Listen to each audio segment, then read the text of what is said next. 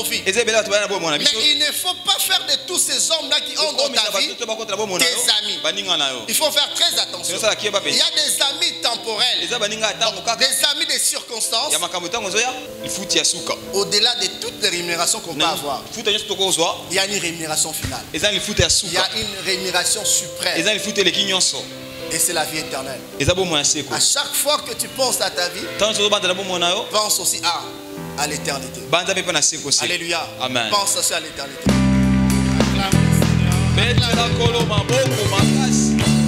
Alléluia. Amen. Amen. Que le nom du Seigneur soit béni. C'est un privilège, n'est-ce pas, d'être dans sa présence. Et ton bloc note à côté. Rassure-toi que tu es connecté avec l'esprit.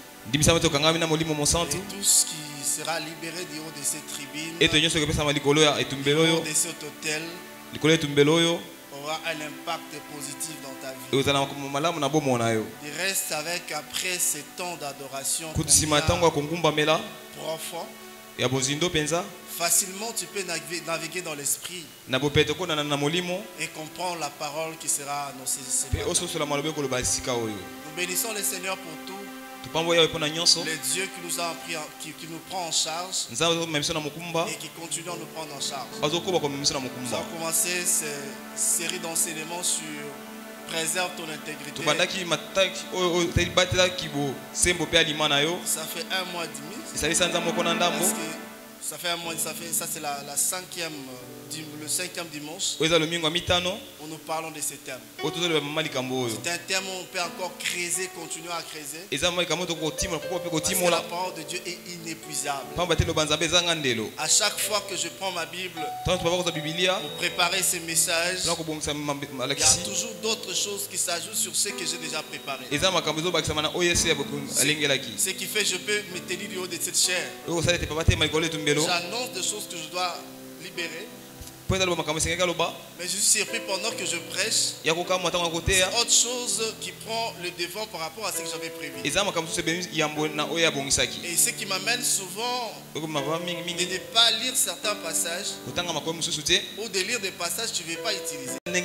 Parce que quand on se laisse conduire par l'esprit, lorsque nous voulons libérer, lorsque nous voulons impacter, nous impactons pas par rapport à notre imagination, par rapport à nos réactions, mais par rapport aux choses que Dieu dépose dans notre esprit. Parce que nous servons le Seigneur et des choses que nous sommes censés libérer doivent être des choses qui sont agréées par Dieu, conçues par Dieu, mises à la disposition de son peuple. C'est ce qui amènera le changement et la transformation. Alléluia. Amen. Et pour un petit rappel, lorsque nous avons présenté le thème préserve ton intégrité, le passage de base c'était Proverbe 16, verset 11. Après quand nous avons présenté le canevas de ces messages, la définition des concepts, l'exemple de personnes intègres, c'est quoi vivre dans l'intégrité, c'est quoi vivre dans l'intégrité. Nous avons insisté en disant vivre dans l'intégrité c'est un choix. C'est un choix. Parce que le pouvoir que Dieu a donné à l'homme, c'est le pouvoir de libre arbitre. L'homme a la capacité de décider sur certaines choses. Dieu dit à l'homme, j'ai mis devant toi la vie et la mort, mais je te propose de choisir la vie. C'est une proposition. Tu peux prendre, c'est apprendre ou à laisser. Mais sauf que chacune des deux options, à chaque fois que nous faisons des choix, chaque option porte en elle une conséquence. Cette conséquence peut être positive, ça peut être aussi négative. Lorsque Dieu te présente l'intégrité, comme Dieu a dit à Abraham, marche devant ma face, sois intègre, il y a toujours des bénéfices attachés à l'intégrité.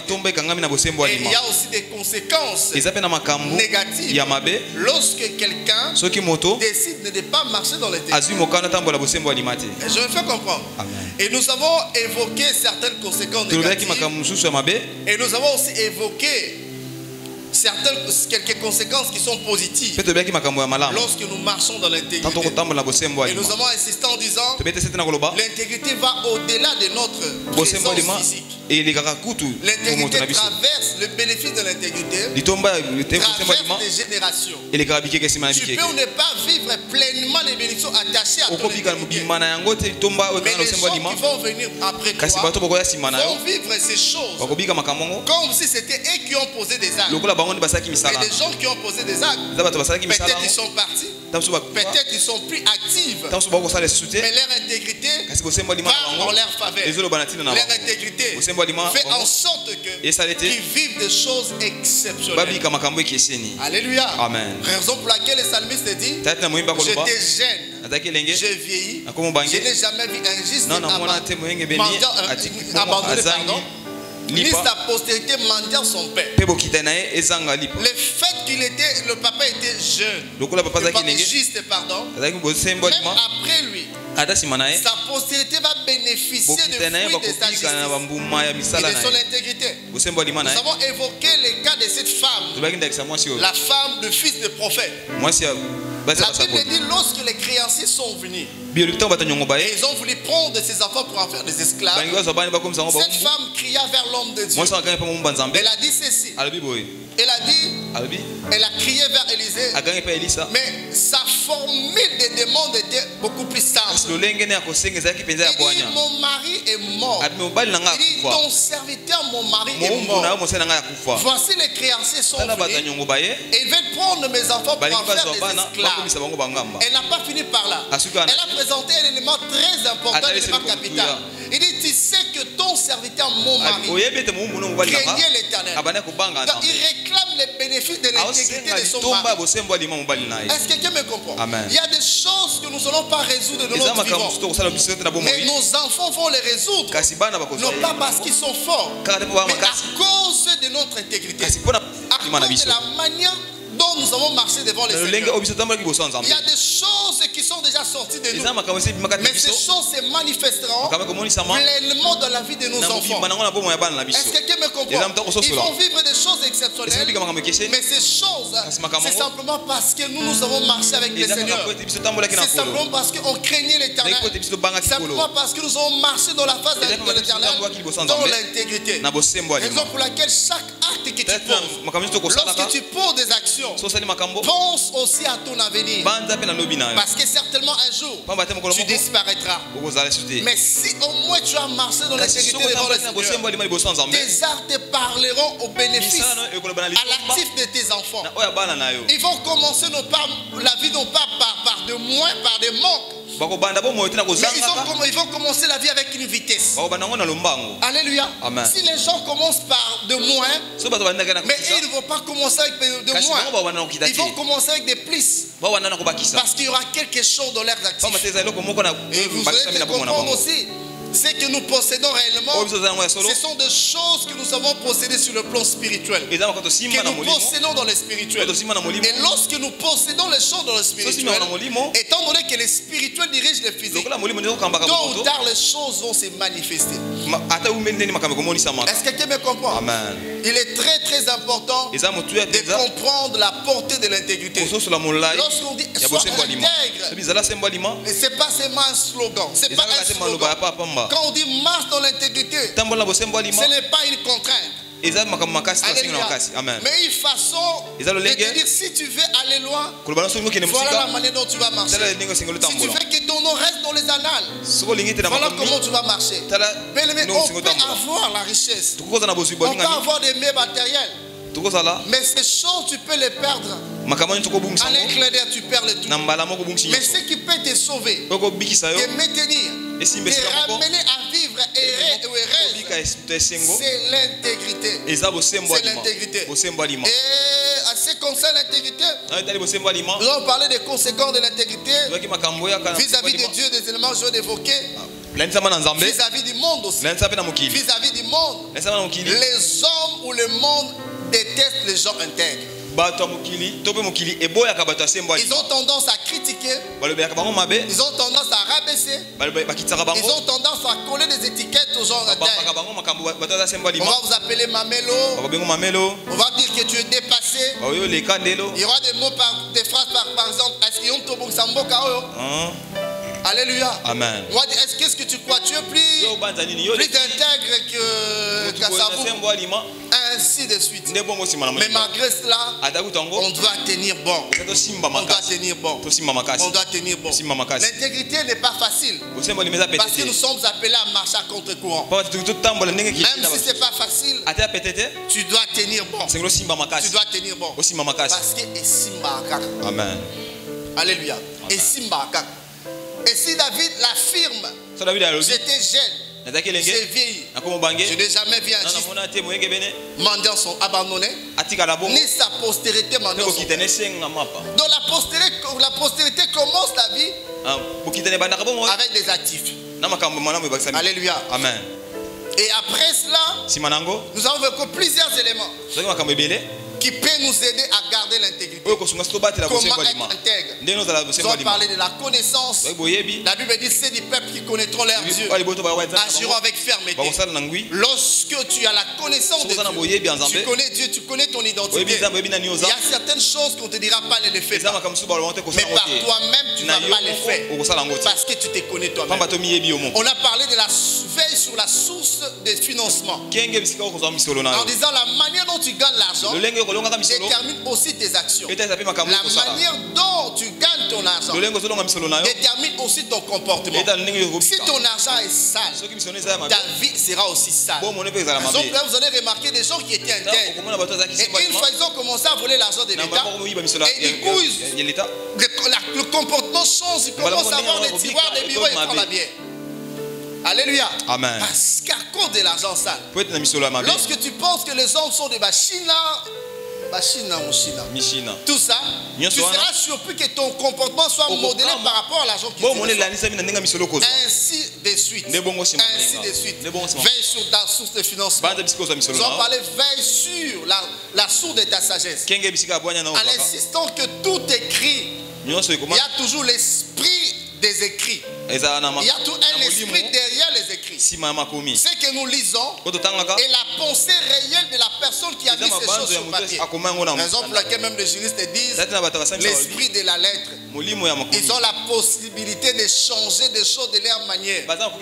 C'était mais à cause d'une virgule, ils vont changer tout. Ils vont dire que non, il fallait entrer dans l'esprit du législateur. Est-ce que quelqu'un me comprend? Même dans le monde des esprits, les livres que nous lisons, il y a un esprit derrière ça. La source d'inspiration de ce livre, de cet auteur, influera sur nous d'une certaine manière. Nous avons insisté d'être sélectifs afin de ne pas tomber dans ces choses.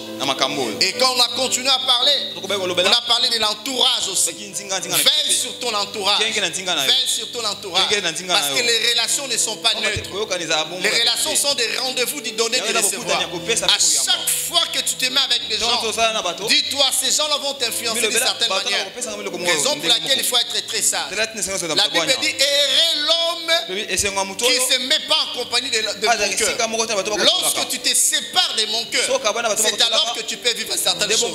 La Bible parle d'Israël. On dit lorsque Israël se sépara d'un peuple barbare, Zida devint son sanctuaire. On dit les montagnes sautèrent comme des béliers. Qui es-tu montagne pour résister? Qui es-tu mer? Simplement parce que Israël s'est séparé d'un peuple barbare. Il y a des gens, des groupes de personnes qu'on doit se retirer. Même quand tu es avec des amis, si tu vois que les amis qui encourent ton ami te détestent, il faut prendre les distances.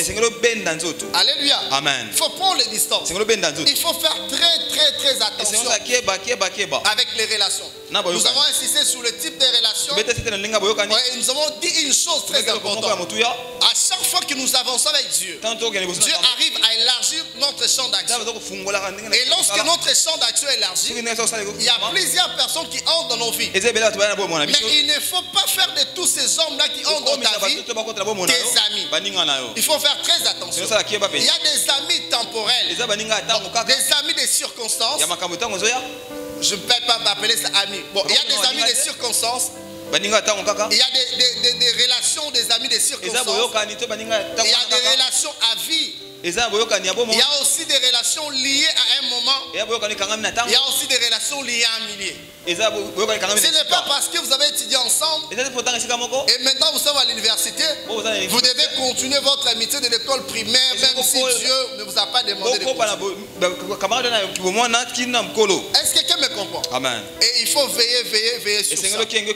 Et nous avons présenté plusieurs éléments. Nous avons parlé des relations de circonstances, des relations passagères, des relations permanentes et des relations à vie. Et nous avons insisté sur toutes ces différentes relations. À l'exemple d'Adam et Ève, comment est-ce que Ève avait conduit Adam d'une certaine manière. Parlons de Salomon et les princesses 1 roi 11:1. Parlons de Akab et Jézabel. Comment est-ce que Akab a été conduit comme un agneau par Jézabel à faire des choses qui ne cadrent pas. Parce que quand vous remarquez le comportement d'Akab, c'était un homme qui était intègre.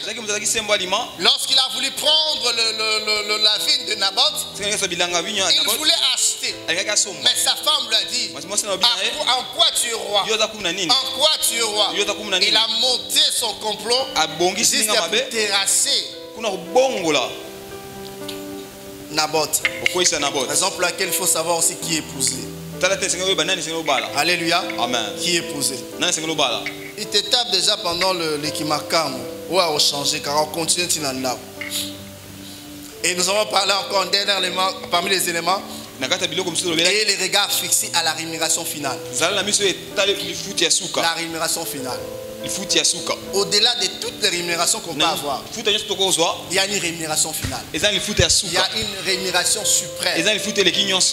Et c'est la vie éternelle. À chaque fois que tu penses à ta vie, pense aussi à l'éternité.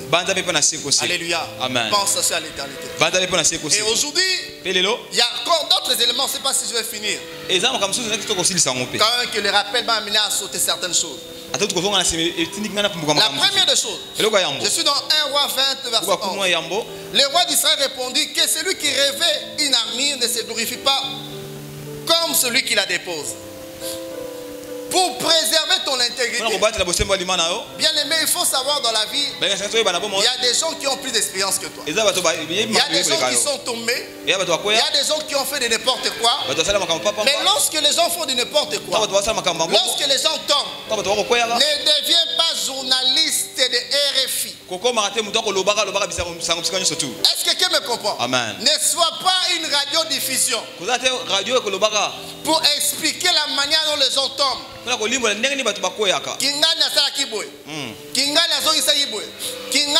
C'est pas ton problème. Est-ce que quelqu'un me comprend? Amen. C'est lui qui endosse son armure ne se glorifie pas celui qui la dépose. Toi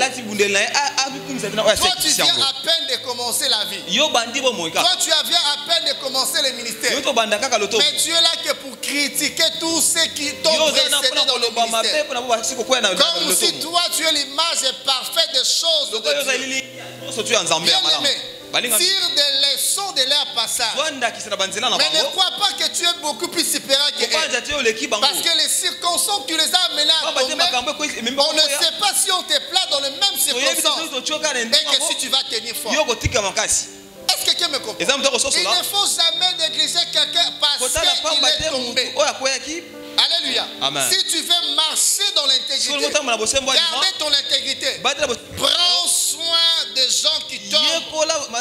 Surtout si ce sont tes aînés. Est-ce que quelqu'un me comprend? Amen. Bien aimé, qu'est-ce que nous remarquons? Quelqu'un a dit l'église est la seule armée au monde. Et la seule armée au monde qui achève ses blessés. Lorsque quelqu'un tombe à l'église, la plupart des cas, les amplificateurs, les gens qui amplifient ces armes, ce sont les gens de l'église. Ce sont les gens dits chrétiens. Ils sont des premières personnes qui montrent Dieu pour présenter les irrégularités de la personne. Bien aimé, si tu présentes les irrégularités de ton ami, les irrégularités d'un frère, les irrégularités d'un aîné, dis-toi, tu es en train de s'attaquer à ta couverture de protection. Est-ce que tu me comprends? Amen. J'ai toujours relaté cette histoire. Il y avait une dame dans une sorti d'église, une jeune fille où son ami a commis une irrégularité, non pas par consentement, mais c'était par contrainte parce qu'elle était naïve. Un monsieur entre guillemets qui était dans cette église s'est servi de cette fille-là. Mais qu'est-ce qui s'est passé? Elle a pris soin de relater à son ami. Voilà ce qui m'est arrivé. Mais un jour, ils se sont retrouvés dans une prière. Et du coup, l'autre fille-là, je ne sais pas s'il s'agissait de mon lit, du coup, il a été saisi par l'esprit. Mais une fois saisie par l'esprit, elle s'est approchée auprès de son ami. Okoloba. Raison pour laquelle l'église n'est pas dirigée par la prophétie. L'église est dirigée par la sagesse. Et du coup, il révèle des choses que son ami avait faites. Non pas il a fait ça par consentement, mais c'était par contrainte. Elle a été piégée. Alléluia. Amen. Et cette fille pleurait. Pourquoi? Et c'était passé. Sa réputation détruite. La fille était obligée de quitter l'église pour aller ailleurs. Vous savez ce qui s'est passé? Après un temps, l'autre là était vierge. Elle était tellement sûre de sa virginité. La virginité, c'est une valeur, n'est-ce pas? Mais vous savez ce qui s'est passé? Elle aussi a été victime d'une histoire comme ça. Mais pour elle là, elle est tombée enceinte. Et c'était compliqué, la famille qui va avorter. Ça a compliqué des choses. Alléluia. Amen. Parce qu'elle croyait que non, elle est supérieure. Bien aimé, nous devons condamner des actes, des mauvaises actions. Nous devons la condamner. Il ne faut jamais permettre de irrégularités. Mais nous devons prendre soin de nos blessés. Il faut savoir préserver la réputation des autres. Alléluia. Amen. La réputation, elle est précieuse. On doit préserver cela. On doit préserver cela. Alléluia. Amen. Celui qui endosse son armure ne se glorifie pas celui qui la dépose. Ne se glorifie pas celui qui la dépose. Les critiques par quelqu'un qui tombe, condamner ses actions. Mais protégez toujours. Protégez toujours. Je me rappelle un jour, j'étais avec l'un de mes fils. Je montais vers Ngiringiri. J'ai rencontré un homme, un serviteur de Dieu. Tout ce qu'il faisait, c'était critiquer son père. Mais quand il parle, tu sens son père en lui. Comme l'autre là. Pour préserver son intégrité. Là, je vais lire plusieurs passages. Mais je voudrais dire d'abord l'élément. C'est placé sous l'autorité d'un père. C'est placé sous l'autorité d'un père. Pour préserver son intégrité, il faut se placer sous l'autorité d'un père. Il y a plusieurs personnes qui ont commencé à vivre des choses négatives. Et une fois, ils se sont rebellés de leur père, ou ils se sont retirés de leur autorité. Bien aimé, il n'y a pas des hommes parfaits. Nous tous nous tendons vers la perfection. Mais il est toujours important d'avoir un père. Un père. Un vrai père. Un vrai père. Est-ce que tu me comprends? Amen. Avoir un père. Lorsque tu es sous l'autorité d'un père, ce père-là va travailler pour ta réussite. Parce qu'un père travaille toujours pour la réussite de son fils. Mais lorsque nous parlons d'un père, il faut faire toujours la distinction à ce qui concerne le père. Parce que ce mot-là prête à confusion à nos jours. Tout le monde se dit père. Tout le monde se dit daddy. Tout le monde est papa. C'est compliqué en fait. Même ceux qui sont sortis aujourd'hui sont devenus des papas. Bon, qu'est-ce qu'on peut faire comme dans ma langue là? On dit souvent tout ça la nini. Alléluia. Amen. Et en cela, nous devons distinguer, il y a plusieurs types de pères. Premier type pour ce matin, des pères corbeaux. Papa combé. Des pères corbeaux. Papa combé. Des pères corbeaux. Ce sont des types de pères qui sont incapables de travailler pour l'épanouissement de ses enfants. Ils sont incapables de travailler pour l'épanouissement. Ils sont là. C'est marqué comme papa. Papa d'étiquette. mais ils ne sont pas en mesure de travailler pour l'épanouissement de leur père. Ils aiment l'honneur, âgés des enfants. Mais travailler pour l'épanouissement de ces enfants, non pas seulement ils n'ont pas qu'ils sont incapables, mais ils n'ont pas cette volonté de travailler pour l'épanouissement de leurs enfants. Ils craignent que moi a les cahiers, entre guillemets. Alléluia. Amen. Le Père Kobo. Et il faut faire très très attention avec ce type de père. Deuxième type de père, ce sont des pères loups. Philippiens 2, 21. La Bible dit, tous en effet cherchent leurs propres intérêts et non ceux de Jésus-Christ. Ce sont des pères qui sont là pour leurs propres intérêts, qui ne travaillent ni pour Jésus, qui ne travaillent ni pour l'épanouissement de leurs enfants. Parce qu'un vrai père est appelé à travailler pour que les enfants évoluent. Et les pères loups sont là pour leurs propres intérêts. Ils s'empressent à avoir beaucoup d'enfants, mais pour son intérêt. Et pour son intérêt. En lieu et place de protéger, de pousser les enfants à vivre d'épanouissement, ils se servent physiquement de ces enfants, financièrement de ces enfants, matériellement de ces enfants, spirituellement de ces enfants. Alléluia. Amen. Vous allez lire même 2 Pierre 2, 1 à 3.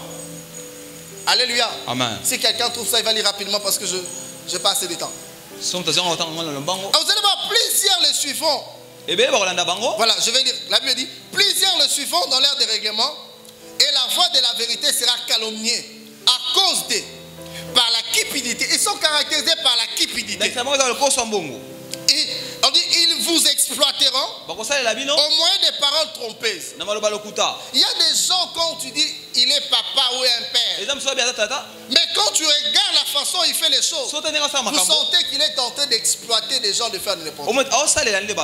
Alléluia. Amen. Et si tu te places sous l'autorité d'un père, d'un type de père comme je viens de dire là, il est difficile de bénéficier d'une protection parce qu'il n'y a pas de protection. Il est animé par ses propres intérêts. Et parmi les caractéristiques, il faut simplifier ça. Ils ont peur par la ruse. Ils sont tellement cupides, impudiques, orgueilleux et indifférents aux méconduits des enfants. Lorsque l'enfant fait des bêtises, il laisse aller. Il n'a pas le temps de blâmer, de recadrer l'enfant. Si un papa te laisse faire ce que tu as à faire, comme cela te semble bon, c'est qu'il n'est plus un père, il devient un ami, mais un mauvais ami. Est-ce que quelqu'un me comprend? Amen. Quand il est réellement papa, il doit te reprendre. Ça peut être dur, mais c'est pour ton bonheur. Est-ce que quelqu'un me comprend? Amen. Mais les pères loups, c'est pas ça. Et ce genre de pères finissent toujours par détruire la destinée de leurs enfants. Et puisque eux-mêmes sont agents du diable. Par exemple, tu es dans une église, tu es pasteur ou tu es berger, tu as une position. Mais tu vas avec les filles de l'église. En ce moment-là, tu n'es pas un père. Tu n'es pas un berger. Un berger qui mange ses brebis. Ça ne passe pas. Alléluia. Amen. Tu es berger, mais tu es strong, tu es fidèle. Ça ne passe pas là, tu n'es plus un père. Alléluia. Amen. Un père parle la vérité. Il montre le chemin aux enfants, à ses fils et à ses filles. Il montre les principes pour que les fils et les filles marchent correctement et qu'ils atteignent leurs objectifs. Mais ce n'est pas ce que nous voyons aujourd'hui. Alléluia. Amen. Des papas qui sélectionnent les enfants sur base de moyens financiers. Est-ce que quelqu'un me comprend? Ou sur base de leur beauté. C'est pour sa propre gloire. Lorsqu'il part prêcher, 5 autos. Alléluia. Amen. Pour sa propre gloire. Profa. Profa là bien entouré. Alléluia. Amen. Bien entouré parce que dans un staff. Comprends? Et oui, ma staff. tu as l'argent, tu as la bien ou le bienvenu. Si tu n'as rien, bah shoot you. Alléluia. Amen. Des papas pareils. Des papas qui font de leurs enfants des rebelles. Amen, amen. Amen. Alléluia. Amen. Bien aimé dans les Seigneurs. Même s'il parle la langue. Même s'il prophétise. Même s'il est beau. Il s'habille bien. Ce qui compte, c'est pas ça. Quand la papesse est d'abord mon thème. Est-ce que quelqu'un me comprend? Amen. C'est d'abord mon thème. C'est d'abord mon thème. Et quand c'est ce type de père, c'est difficile. Là, ce sont des agents du diable. Ce sont des agents du diable. Sauf qu'ils sont tellement nombreux aujourd'hui. Ce type de père. Ils se multiplient dans cette vie.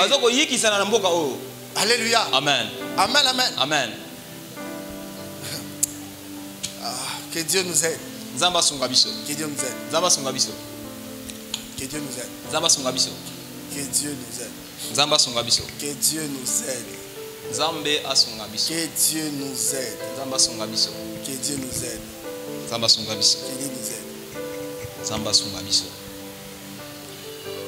Et troisième catégorie, type, c'est les pères bergers. C'est de ces pères-là que je parle ce matin. Que nous sommes appelés à placer sous l'autorité. Lorsque tu te places sous l'autorité de ces papas, c'est alors que tu peux bénéficier de certaines choses. Et bénéficier de la protection. Parce que le père berger est différent de père loup. Un loup qui mange ses brebis. Le père berger est toujours différent. Est-ce que quelqu'un me comprend? Amen. Un père berger, Jean 10 ceci. Il dit les voleurs ne viennent que dérober, détruire, égorger. Mais moi je suis venu afin que les brebis aient la vie, qui aient en abondance. Le père berger travaille pour que ses enfants puissent avoir une vie. Mais pas n'importe quelle vie. Une vie d'abondance. C'est ça le rôle d'un père berger. Alléluia. Amen. Dans 2 Corinthiens 12, 14 à 15, la Bible dit ceci. Voici pour la 3e fois, je suis prêt à aller chez vous et je ne serai point à votre charge. Car ce ne sont pas vos biens que je cherche, mais c'est vous. Ce n'est pas en effet aux enfants à amasser pour leur père, mais c'est aux parents d'amasser pour leurs enfants. Ce passage a plusieurs contextes.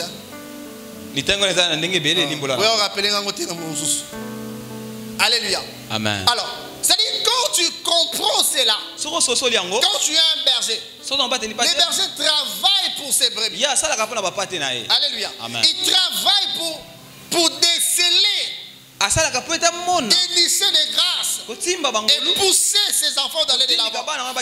C'est comme ça se passe. Là, je parle d'un vrai père.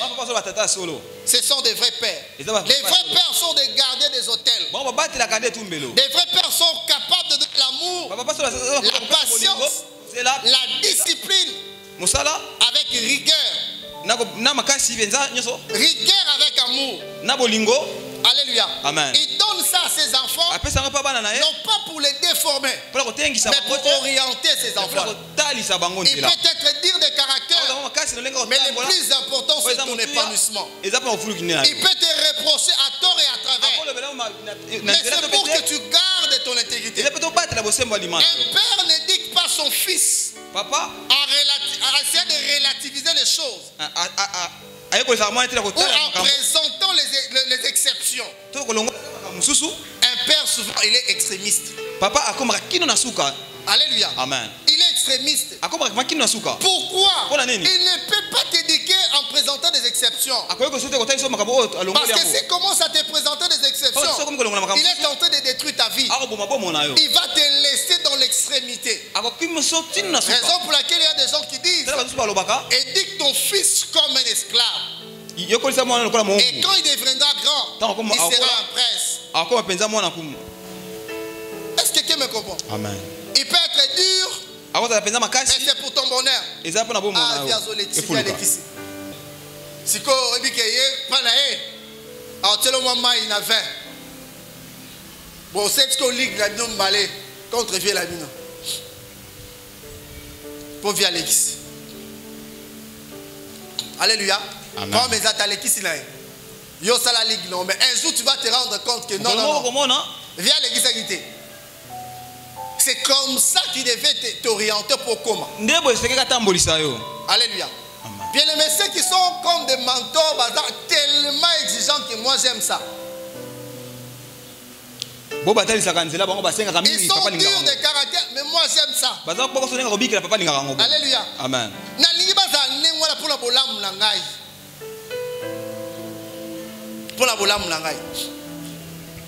Un vrai père, papa solo, est celui qui discerne et comprend les fautes et les erreurs à venir de son fils. Et c'est que le fils tel qu'il est là, partant de son tempérament, voilà, il peut commettre telle erreur. Et ces erreurs peuvent le conduire à telle chose. Et il adapte sa formation en fonction de ton caractère. Et en fonction de ce qu'il voit en toi. Si c'est pour te préserver. Alléluia. Amen. Bon sommeil, mon frère.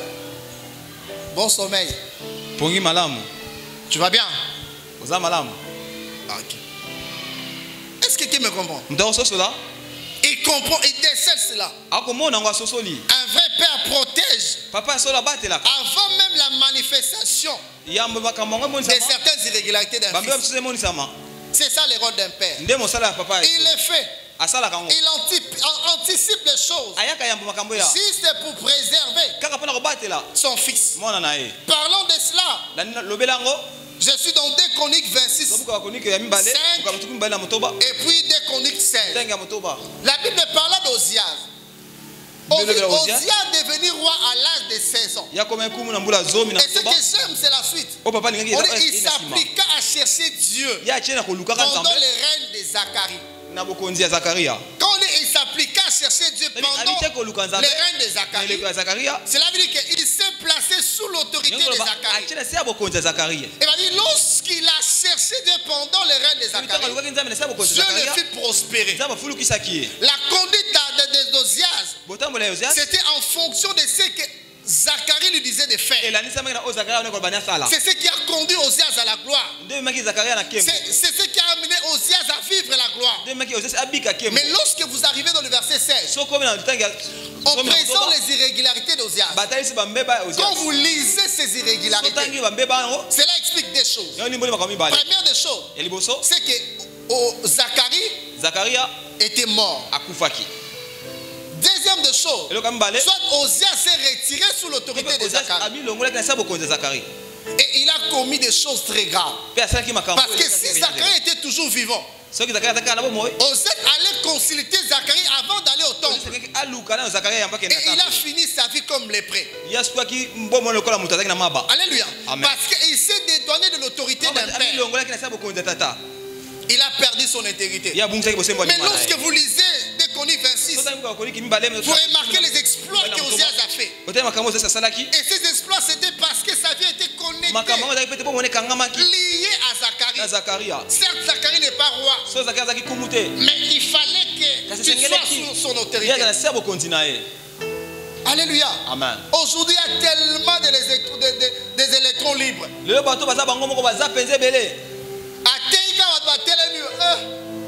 Appelle à Daddy. Si tu as bien, tu as ta génération, moi. Alléluia. Amen. Daddy, on suit. Amen. C'est placé sous l'autorité. Il a vu des choses exceptionnelles. Mais après cela, à cause, après cela, lorsqu'il a décidé de se retirer sous l'autorité de Zacharie, voilà ce qui est arrivé. Troisième des choses, toujours à ce qui concerne le vrai père. Un vrai père combat des assauts du diable sans pourtant que son fils se rende compte que le père est en train de combattre. Parce qu'un père, c'est une couverture. Alléluia. Amen. Il y a certains combats que tu ne livreras pas parce que ton père a déjà livré ce combat. C'est ce qui explique ce verset qui dit c'est pas aux enfants d'avancer pour leur père, mais c'est au père d'avancer pour leurs enfants. Alléluia. Amen. Donc il y a des combats que toi tu ne livreras pas. Tu ne livreras plus.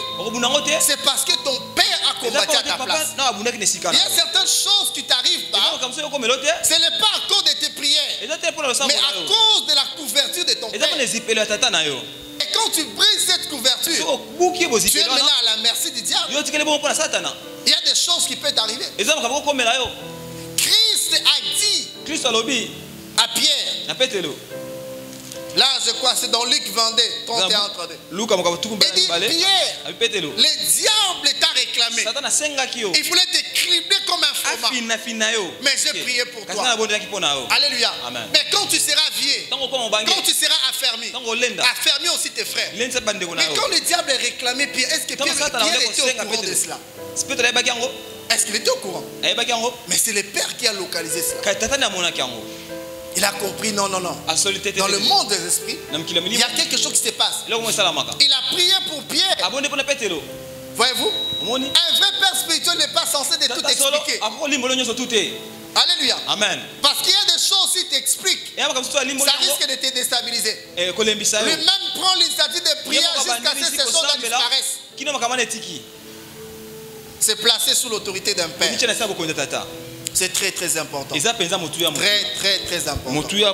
Très important. Un père combat toutes les philosophies qui travaillent à déstabiliser son fils. Des pensées négatives, des pensées philosophiques de ce monde. Un père s'est détruit cela. Il combat spirituellement les assauts du diable contre son fils. Il montre au fils la voie de la réussite. La voie de la réussite. Par exemple, l'attachement du roi Osias que nous avons élevé. L'intégrité. La réussite. Ça marche avec le Seigneur. Ce n'était pas une marque déposée d'Osias. Mais c'est Zacharie qui l'a montré la voie. C'est Zacharie qui l'a montré la voie. Un père empêche son fils ou sa fille de vivre des irrégularités et de faire naufrage. La présence de Paul dans la vie de Timothée fut un socle de la distinction de Timothée. 1 Timothée 6, 10 à 14. On nous présente comment est-ce que Paul, du reste 1 Timothée, 2 Timothée, ce sont des épîtres, des lettres que Paul a écrit à Timothée. Il dit à Timothée des fois, fuis les passions de la jeunesse. Il dit à Timothée, sois un modèle. Il dit à Timothée, il y aura des moments difficiles, voilà ce qui va arriver. Il dit à Timothée, ne se mets pas ne sois pas à la compagnie de mon cœur. Et toutes ces choses avaient comme base, comme objectif, orienter Timothée. Aujourd'hui, quand on parle de Timothée, on parle de Timothée comme un modèle. Alléluia. Amen. Mais vous allez voir, à des fois, Paul parle de certains fils où il dit que tellement abandonné. Mais quand ils abandonnent pourquoi? On dit à cause des soucis des siècles présents, certaines irrégularités. Mais Timothée restait un modèle. Timothée restait un modèle. La preuve en est quand je pense au verset où Paul dit à Timothée, prends un peu de vin pour ton estomac. En d'autres termes, Timothée, avant de faire quelque chose, il avait d'abord besoin de l'aval de Paul. Amen, amen. Il montre à Timothée comment diriger l'église, comment diriger sa propre famille, comment ses relations avec des sexes opposés. Et ce qui a fait de Timothée un modèle. Il y a certains, la vie, ils ont fonctionné,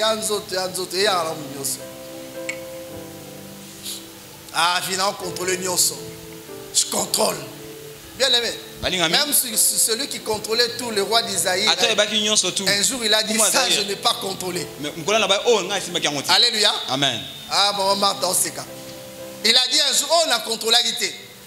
Il avait la maîtrise de tout. L'information à la minute. Quoi Mobutu cessé. Mais la mort de son frère de l'autre côté, il a dit ça, je n'ai pas contrôlé. Et celui qui relate ces faits, il a dit, lui-même était à 2 doigts d'accompagner son frère dans cet avion-là.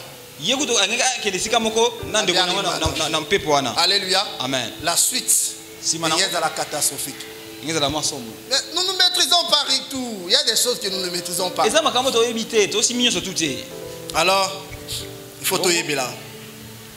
La présence de Jésus dans la vie de Pierre a tout changé. Et la présence de Paul dans la vie de Timothée a tout changé. Alléluia. Amen. Alléluia. Amen. Vu le temps, je vous recommande à lire 2 Samuel 7,14. Proverbe 13. Alléluia. Deuxième élément pour ce matin. Pour marcher dans l'intégrité, veiller sur son intégrité, c'est que nous devons aussi faire vivre une vie d'anticipation. Anticiper les choses. Alléluia. Amen. Une vie d'anticipation. Quand je parle d'une vie d'anticipation, cette anticipation que je fais allusion, ce n'est pas une anticipation physique. Mais je parle d'une anticipation spirituelle. C'est-à-dire quoi? On peut lire ça dans 1 Timothée 2, le verset 1. Où Paul dit à Timothée, avant toute chose, de faire des prières. Alléluia. Amen. Des supplications, des actions de grâce. C'est-à-dire avoir la possibilité d'anticiper les choses sur le plan spirituel. D'anticiper des choses avant ton être physique. Lorsque tu possèdes des choses, ou tu anticipes des choses, tu anticipes des milliers, des endroits, des fréquentations. Alléluia. Amen. Tu anticipes ton année, tes voyages, ton travail, tes cours. Ce pouvoir d'anticipation ferait en sorte que lorsque tu entres dans la chose que tu avais pris soin de précéder, la chose là va se soumettre à tes pieds. Est-ce que quelqu'un me comprend? Mais si tu ne travailles pas avec l'esprit d'anticipation, tu laisses ta vie sous le pouvoir du hasard. Oh, le hasard ne peut ou ne pas réussir. Parce qu'aucun homme sur la terre ne peut réussir au hasardement. Il y a des choses qu'il peut expliquer, mais il y a certains éléments qui échappent à son contrôle. Mais ces éléments ont été provoqués quelque part. Ne dis jamais que j'ai atteint telle dimension seulement comme ça. Les hasards n'existent pas. Est-ce que quelqu'un me comprend? Amen. Avoir ce pouvoir d'anticiper les choses. Lorsque tu anticipes les choses, elle me dit, toi tu es parce que tu auras le pouvoir de la chose. Avant même que tu arrives là, il y a des gens qui subissent des choses. Il y a des gens qui tombent. Il y a des gens qui vivent certaines choses simplement parce qu'ils ne prennent pas soin d'anticiper. Et c'est plupart des cas, c'est ce que nous remarquons dans cette génération. Maman Mikolo. Alléluia. Amen. Le pouvoir d'anticipation. Lorsque tu anticipes les choses, lorsque tu prends la possession de la chose, lorsque ton être physique sera là, c'est de la redécision.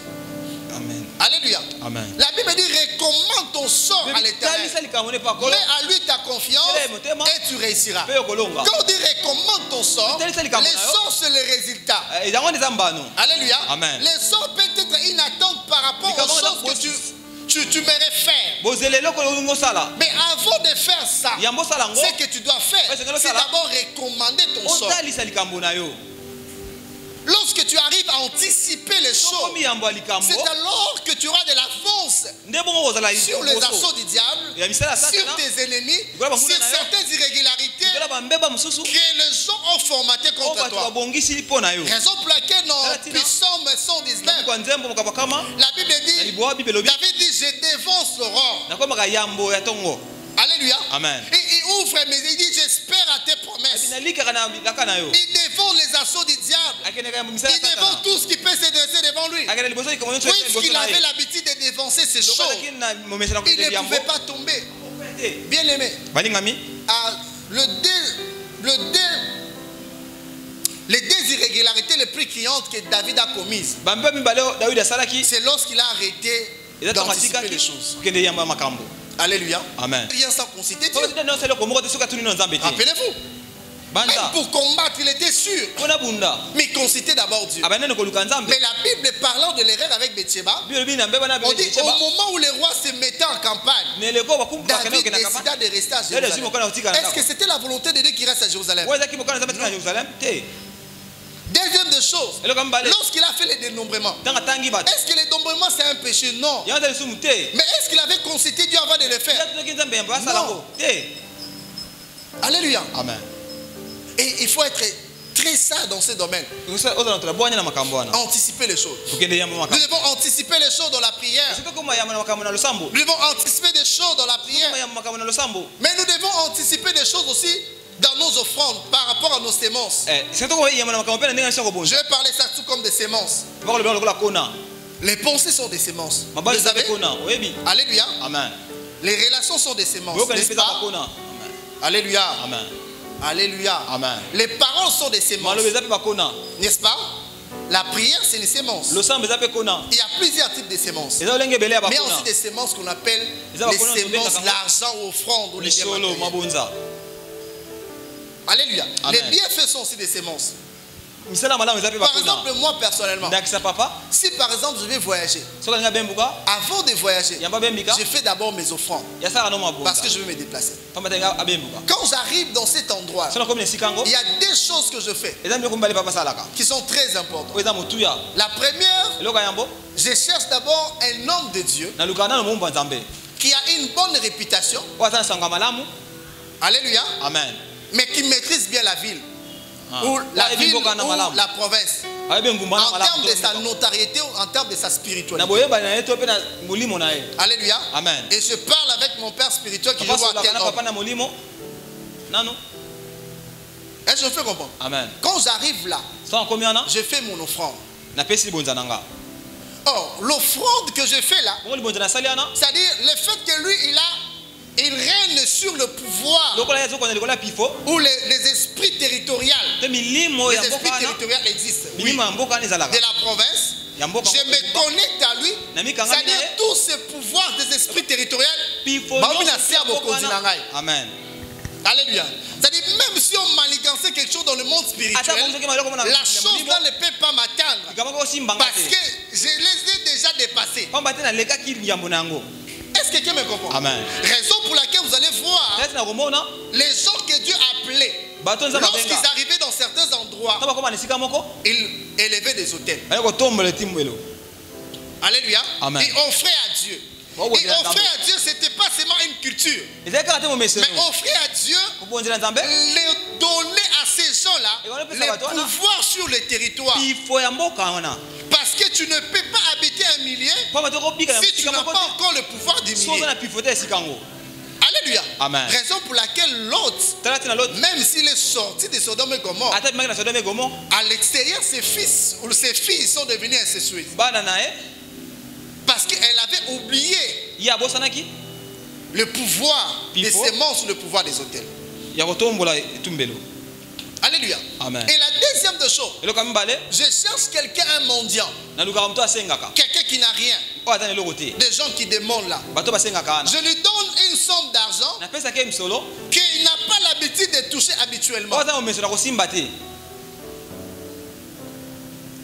Est-ce que quelqu'un me comprend? Amen. Donc quand je fais ça, ça dit j'ai le pouvoir. Même les esprits qui règnent dans ce territoire-là se soumettent à moi. Donc même si on programme des choses contre moi, les esprits vont combattre les gens qui veulent me faire tomber ou me détruire. Est-ce que quelqu'un me comprend? J'ai la responsabilité de dire la vérité. Et je ne prêche pas des choses que je ne fais pas, moi-même je le fais. Alléluia. Amen. Et quand tu fais ça, tu as le pouvoir sur les esprits de ces territoires. Parce qu'un milieu que tu ne maîtrises pas, c'est l'offrande qui peut donner la possibilité de maîtriser ça. Des territoires qui sont au-delà de ta portée. L'offrande va te connecter avec l'onction qui règne sur cette contrée et qui fera en sorte que tu domines sur ces esprits-là. Et ce qui fera de toi quelqu'un de différent. Commencer l'année académique. Tu fais ton offrande. Alléluia. Amen. Tu veux commencer, c'est qu'on fait ton offrande. 3-4 fiancés prétendants qui viennent comme ça. Tes yeux n'arrivent pas à déceler. Fais l'offrande. L'offrande ouvre les yeux, mon frère. Alléluia. Ça va te permettre à localiser ce que tu ne sais pas localiser. Alléluia. Amen. Et quand tu te livres à cette telle pratique, dis-toi, tu seras toujours au-delà. Au-delà. Tu vas vivre au-delà de ta portée. Vivre une vie d'anticipation. Il y a tellement de choses. Je finis par céder ici. Pour préserver son intégrité. Préserver son intégrité. Tu es appelé à veiller sur tes connexions. Tes connexions. Ici, je ne parle pas des relations, je parle des connexions. Vous savez pourquoi je parle de connexions? Parce que c'est un mot que les jeunes aiment. Connexion. Connexion. Les connexions sont bonnes. Il faut savoir quel genre de connexion qu'il faut avoir. Alléluia. Amen. Dans la vie, il y a des personnes qui cherchent les amis dans le péché. Papa Guido. Il est là. Il est prêt à commencer à escroquer. Mais il ne veut pas qu'il soit seul. Ah oui. C'est-à-dire, cette disposition de monter malaye les pousse déjà à être impudique. Mais il cherche ses mots à justifier cela. A dit bon, Roger. Alléluia. Amen. So raisonner ce que Roger a la notoriété na emo. Alors tu as ce qu'il a continué la Roger. Et sauver là, on se sentir confortable na ngamote. Donc il n'est en douté pendant que nous qui courent à monter. La course, dit-il. Quand je parle de la course, dit-il, nous devons savoir que chacun de nous a sa destinée. Tel que tu es là, tu es unique en ton genre. Tu es un spécimen rare. Alléluia. Tu es différent de ceux de ta génération. C'est-à-dire, tel que Dieu t'a créé pièce unique. Mais toi tu es unique. On ne trouvera jamais quelqu'un qui est comme maman Marthe. Hein? On ne trouvera jamais quelqu'un qui est comme ma femme. Elle est unique. Alléluia. Amen. Mais le fait que tu es unique, dis-toi les méthodes et les moyens que tu vas utiliser pour atteindre la réussite, pour atteindre les objectifs assignés par Dieu. Ce sont des méthodes uniques aussi appropriées à toi. Alléluia. Amen. Cela veut dire quoi? Tu n'es pas en course avec les autres, mais tu es en course avec toi-même.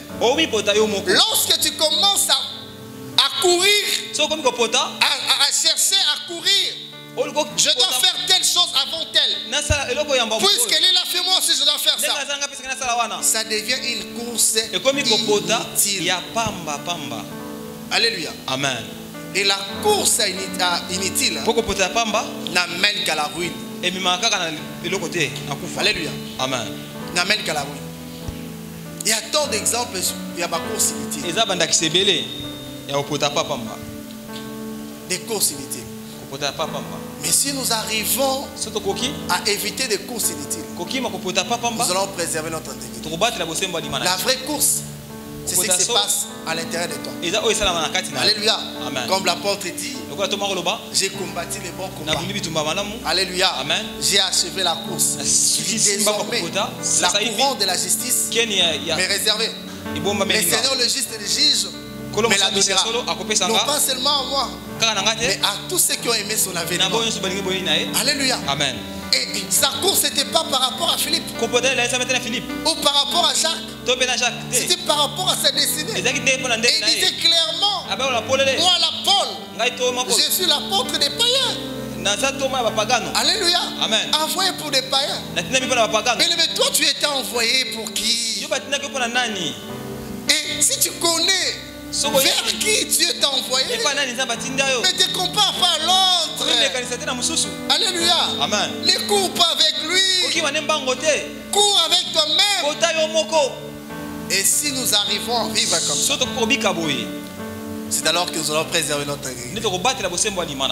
Et rappelez-vous de tous les bénéfices, des avantages, des privilèges liés à son intégrité. Liés à son intégrité. Liés à l'intégrité. Les temps nous manqueraient de parler d'Esther. Comment est-ce qu'il obéissait à Mardochée. Le temps nous manquerait à parler de Ruth et Naomi. Comment est-ce que Naomi a dit, je vais assurer ton repos. Il y a tant d'exemples. Comment est-ce que Ruth a décidé de s'attacher à Naomi et on pas dit je peux me retirer. C'est ça la vie. Mettons tête dans la prière. Dans nos vies. Mais il ne faut pas faire de tous ces hommes-là qui ont dans ta vie des amis. Il faut faire très attention. Il y a des amis temporels, des amis des circonstances. Au-delà de toutes les rémunérations qu'on peut avoir, il y a une rémunération finale. Il y a une rémunération suprême. Et c'est la vie éternelle. À chaque fois que tu penses à ta vie, pense aussi à l'éternité. Alléluia. Amen. Pense aussi à l'éternité.